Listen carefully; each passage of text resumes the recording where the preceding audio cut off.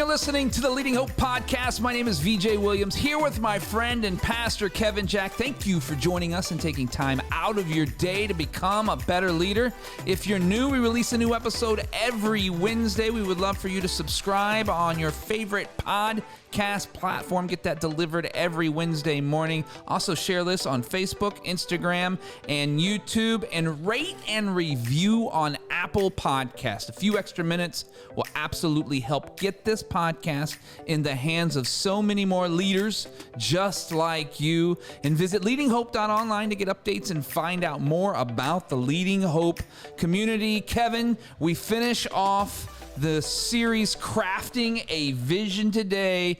You've kind of hyped this one up for a minute.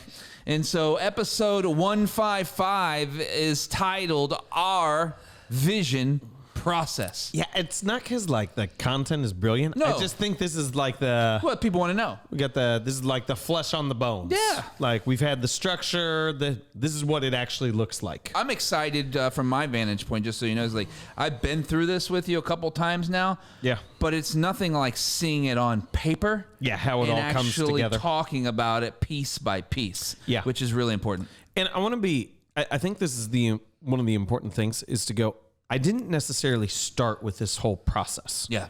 I didn't walk into it and go, we're going to do this, and then this, and then this, and then this, and then 6 months down the line, we'll have a vision. Right. Because so much of it is feel, but I did know the principles. Yeah. And so I was able to adapt this process. So I just want to walk you through. It's good. And all of this is on the Leading Hope .online. .online. I didn't know my Instagram Website. handle either. Yeah. So Yeah. don't think. Yeah, we'll put this all out. You guys will have a direct link. Make sure you follow us on Instagram and Facebook to get that, because that will have the actual link straight to the information that you're talking about. So we have all the notes here, but I just want to walk you through. Okay, real simply. Hey, this is what our vision process is, and then we'll be done for today. We're not going to spend super long because you already know the principles. So, so again, I would say just like, hey, probably don't directly adopt this. If you've got questions, send it in. I'd be happy to answer anything we possibly can to help. Yeah. But we do want to resource you well. And so for us at Highland Park, this is what it looked like to craft vision, the created ownership as we went through. So the first thing was I knew we needed to create alignment. So that is step one for me, was to create alignment. And that's the sense of we can't craft vision if we're not thinking the same or moving towards similar things. So part of that was like, this is mostly me. This was not an input piece. I just knew there were some basic things we need to be on the same page on. And I wrote in my notes, your backgrounds will be different, but if your values and thinking are aligned in some way, this is going to be incredibly difficult. Yeah. So this is how I did that, is I had some clear teaching to our staff and our church as a whole on ministry philosophy. What I believe is at the core of ministry philosophy, and work that into sermons, but especially with our paid staff team, I talked about that extensively in terms of what I believe worked. I used the role to elevate things that I knew were essential to our process of guests, baptism, and serving. We talked, I forget what episode, on creating cultural symbols. Okay. Yep. Creating things that people could rally around behind, that they would attach meaning to the longer they're used. That's what we did. Okay. We created these symbols that I knew would be a part of our process of guest baptism and serving. We set about with our staff team defining our discipleship process, and with our board clarifying our church values. Yeah. So all of these things are just things that helped further create alignment. And as we created alignment, we were already doing the work of eliminating other visions. Cool? Yep. So that was step one, create alignment, and those are the pieces that we used. Step two for me on this, and this isn't, please don't hear this as like, and then once we had perfect alignment, I enlisted step two. Yeah. Okay? That's not really, it's kind of more two different practices.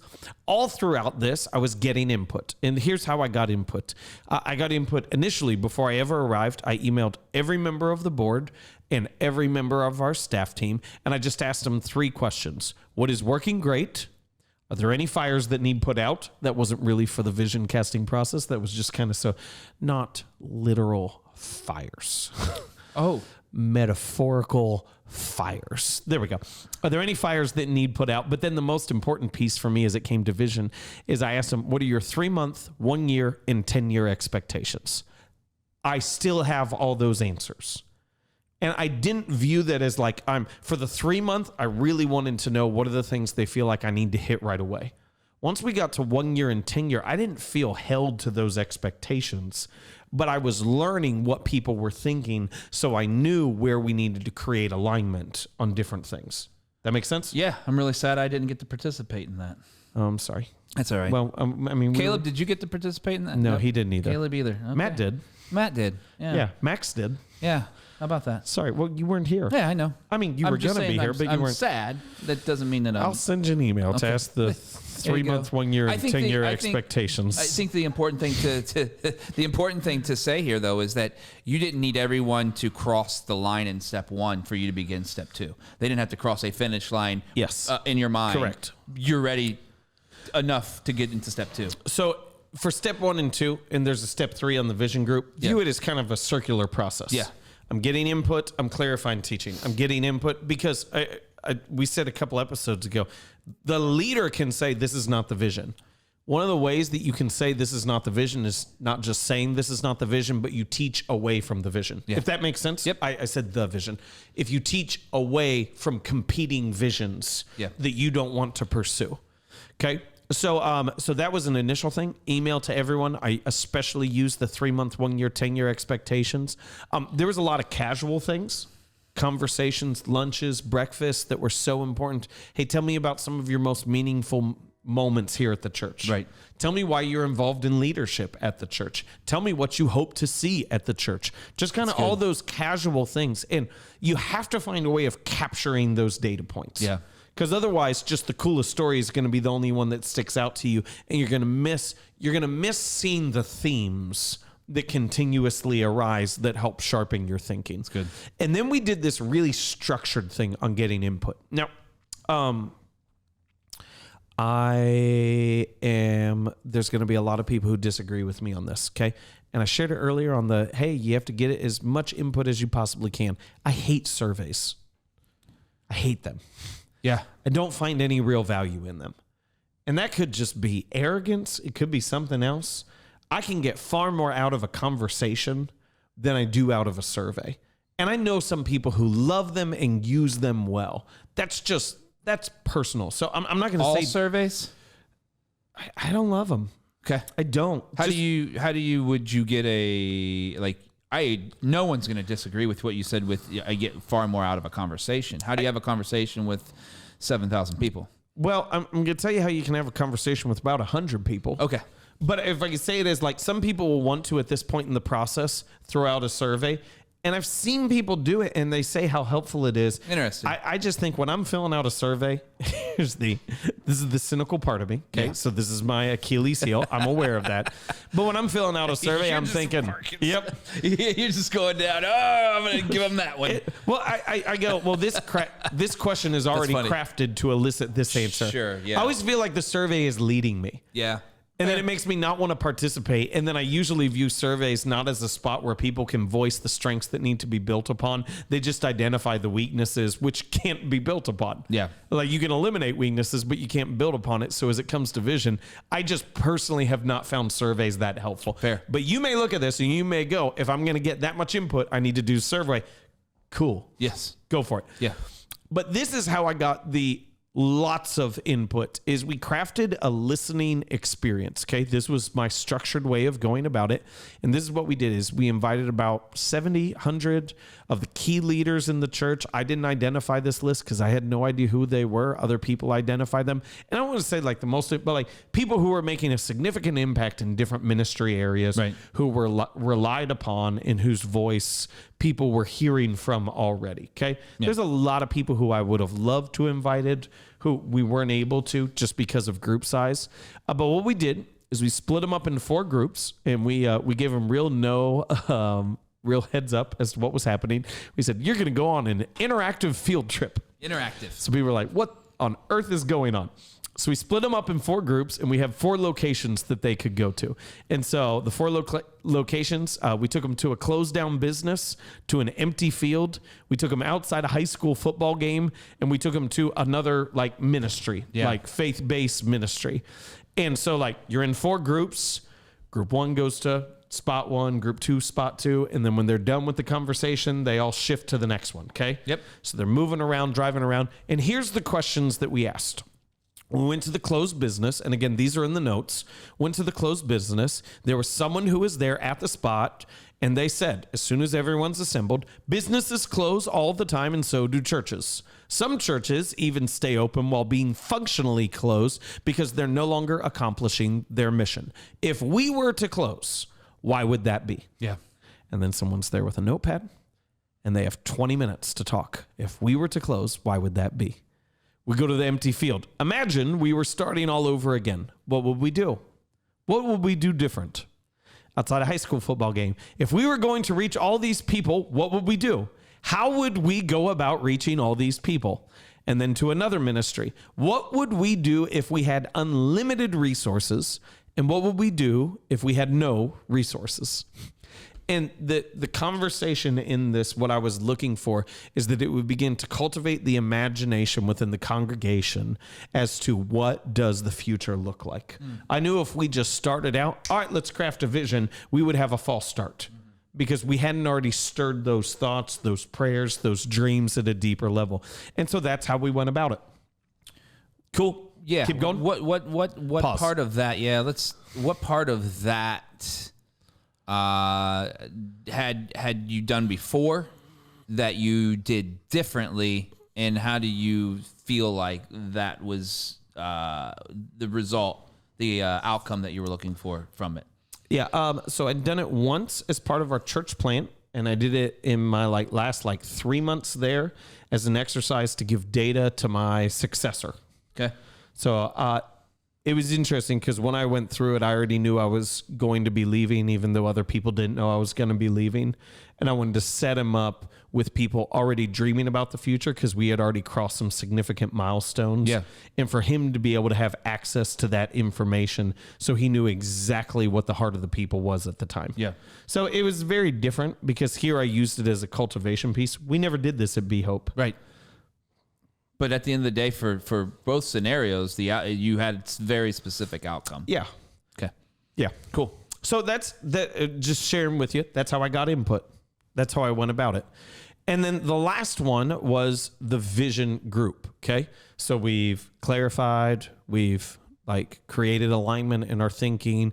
We've gotten input. We've circled through those pieces.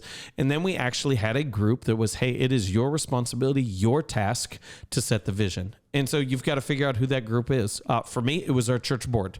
It was not our staff. And I think our staff would have done a wonderful job of it. And I think they would have been amazing at it. And it might have even been easier because we spend a lot more time together than the board does. But I really view for churches that the board was the longevity for the church. That these were the people who had seen changes in pastors. They'd been there longer than almost all of our staff. And so I just really felt like this was the right crew and that they had the skill that was needed in order to do it. So here is how we went about the day. Is first off, in prep, is I outlined to them the process.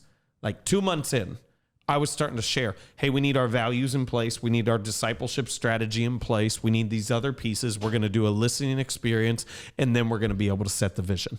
I didn't know exactly how we were going to go about values and discipleship process, but I knew these were pieces in alignment that we needed before we were actually going to go about it. So they were aware that this is coming. Yeah. So they got 4 months to begin thinking about it, and 4 months to voice some things that I could either affirm or teach our way out of.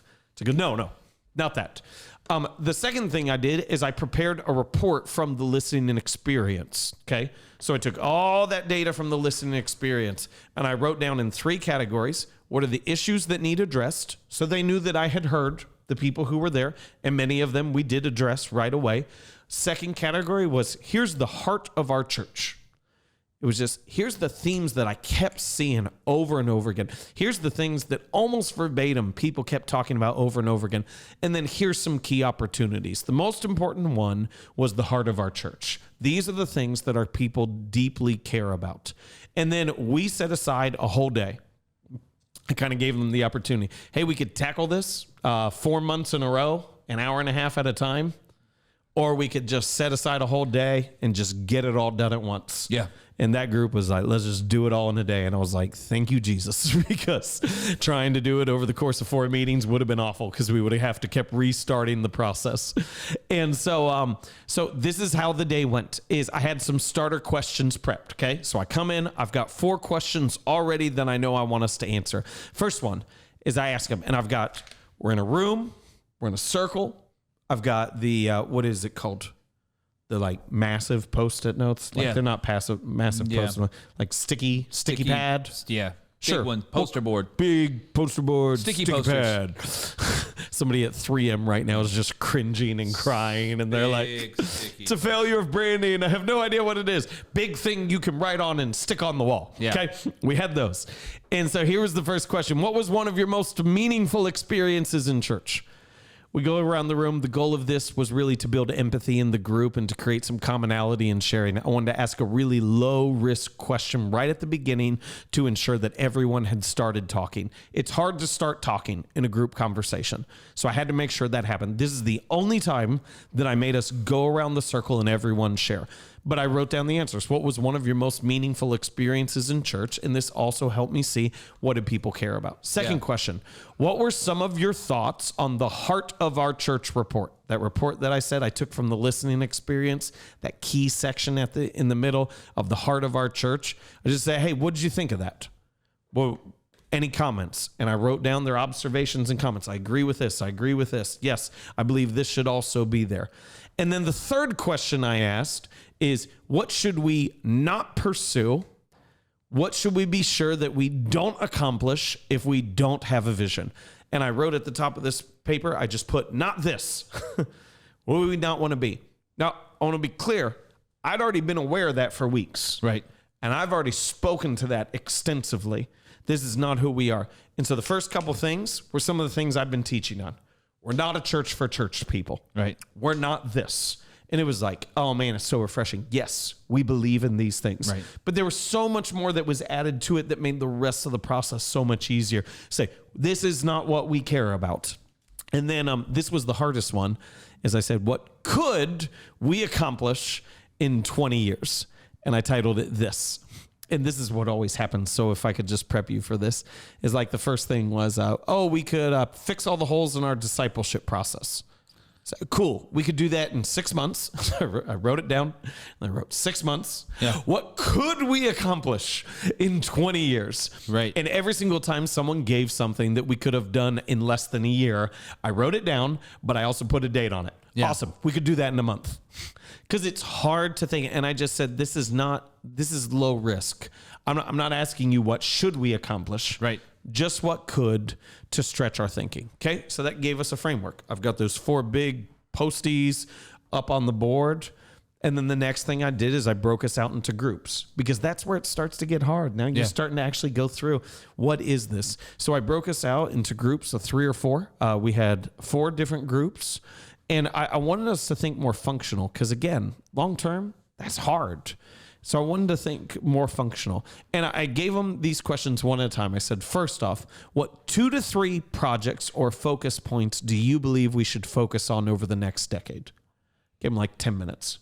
I don't want to give people lots of time because if they have lots of time, they'll think that it needs to be perfect. So I want to give them quick time so I'm getting quick answers. What 2 to 3 projects or focus points do you think we should have over the next decade? And then the next question was, why? What is the result of those? What is the result or outcome of those projects? Yeah. That is, if I could just share, that question is gold. Yep. Like that piece right there. Because if you just said, what's the vision over the next 10 years? That's really hard. People think in terms of projects, but once you have those projects, you can ask, why does this matter so much? And they put those right there. Okay. So now group share, we've got a list. And then I'm breaking it down even further. I said, all right, by yourself, you have 5 minutes. Yeah. I want you to write down in 2 to 3 sentences, what do you think we must accomplish? What do you absolutely think we must accomplish? And then everybody shared them. I write them all down. And then I went through that last piece that we talked about in the last one. Problem. Yep. Focus. Metric. Inspiration. I asked it this way. What are we seeking to do? Why are we seeking to do it? How will we measure it? What is the impact of it? What are we seeking to do? Why are we seeking to do it? How will we measure it? What is the impact of it? Yep. But I clarified, hey, it's problem, focus, metric, inspiration.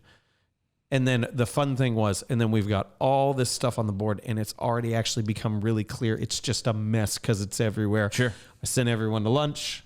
I took every single word of our vision is something that someone in that group said. Not a single word was mine. Right. But I'm able to consolidate, and I've already got that framework. Here's how we define the problem. Here's our focus point. Here's our metric, and here's the inspiration.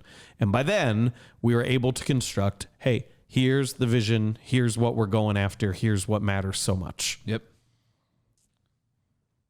That's it. It's the process. That's the process. And now you're in the mission of refinement. You want to hear That's it? great. Yeah. Let's hear the Right. vision. Here's the vision. If you've never heard it before, now you're hearing it. You may hear it, but between like now and when we share this with our whole church, it'll get refined. Yeah. Okay, there's some language pieces off, but I just want to say it as a whole. We seek to reshape the perception of the church's relevance by becoming the first place people look to for identity, community, and help. We will be a church that is obsessed with the one, focused on reaching the nones, dones, and ums with the good news of Jesus. A church who feels such urgency to help others claim their divine purpose that our comfort no longer factors into the equation. That's the problem. Focus. The life of our church is the activated faith of every individual. We will always call people to a step forward toward Jesus, believing that everyone has gifting and calling upon their life, regardless of their current starting point. We seek to connect people to the bigger thing that God is doing by leading them from serving while being discipled to discipling while serving. We will build a foundation of faith through Scripture that people can always rely upon, a springboard for their future calling. That's focus. Here's metric. Our call is to transform our communities, building the leaders and shaping the systems so that our communities would look more like God's kingdom than it does today. Our commitment is to engage 1% of Lakeland in active ministry and to celebrate the baptism of 3,571 people by the end of this decade. That number may change. We're still working on that. While we begin in our neighborhoods, we will not allow our current address to define our future footprint. We seek to continuously make a greater impact through helping other churches, deploying leaders, expanding online, and planting campuses. This is church. Grace that is not devoid of truth. This is church, an intergenerational community that swims against the current of prolonged adolescence. This is church, a people humbled and emptied so that we will love as God loves. This is church, so healthy that the gospel is irresistible. We are not a cruise ship. We are a battleship. We are the church. Yeah. Fired up. If you have questions about the process, make sure you reach out to Leading Hope. Man, we're so grateful that you're here today. I'm blown away by that. I don't have anything else to say. You know all the stuff. Share it. Find somebody. Tell them about this podcast. We're so grateful for you. See you next time. Remember, everyone has 20 minutes to learn to become a better leader. Make it count. Bye.